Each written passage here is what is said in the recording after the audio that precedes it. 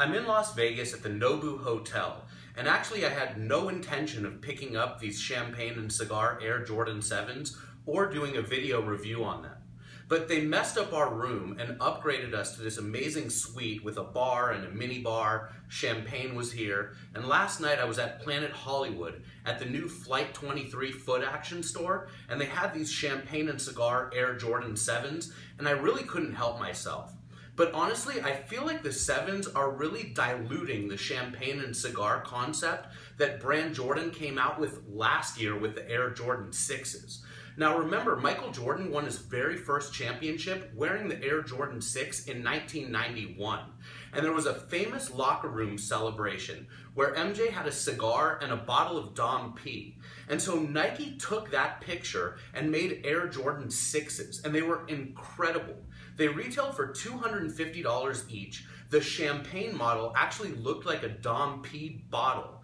It was sort of like an iridescent green, and it glowed in the dark because there was a bottle of Dom P a few years back that also glowed in the dark.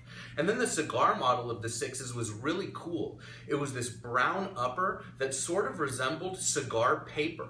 I did a video review on the Champagne and Cigar Air Jordan 6s. Check that out on YouTube. But for now, let's focus on these 7s. And like I said, they're really a dilution of the concept of Champagne and Cigars. First of all, when MJ won his second championship in the Air Jordan 7, of course he celebrated in the locker room with a cigar and champagne, but that's nothing new. Every championship that everyone wins, they celebrate in that manner. And it didn't really make sense to take that concept and put it on the 7.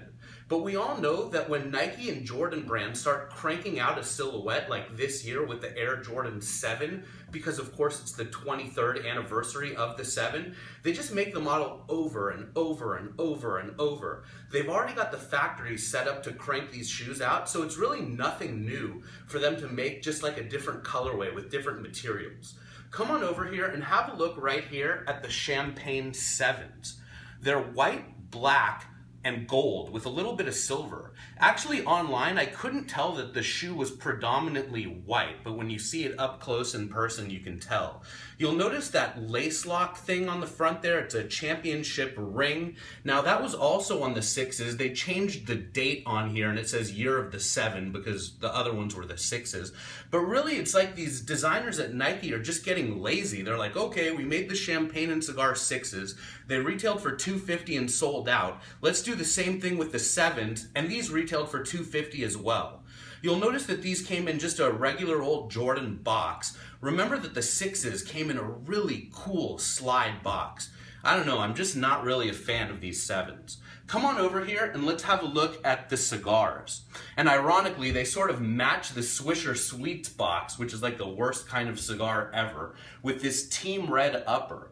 You may know Team Red from a whole bunch of different Nike Dunks that came out after the turn of the millennium, like some Dunk Low Pros. There's a cool grip tape Team Red Dunk. But here's a Team Red Air Jordan 7 that's supposed to be inspired by a cigar. But when you look at it, it doesn't look like a cigar at all. They've got these gum soles on here. Like I said, they really just don't do it for me, and I feel like the entire Champagne and Cigar concept has been diluted by these two shoes. Let's hope that Nike doesn't go ahead and make all 6 of the shoes that MJ won his championship rings in these Champagne and Cigar themed shoes. They should have just stuck with the 6s.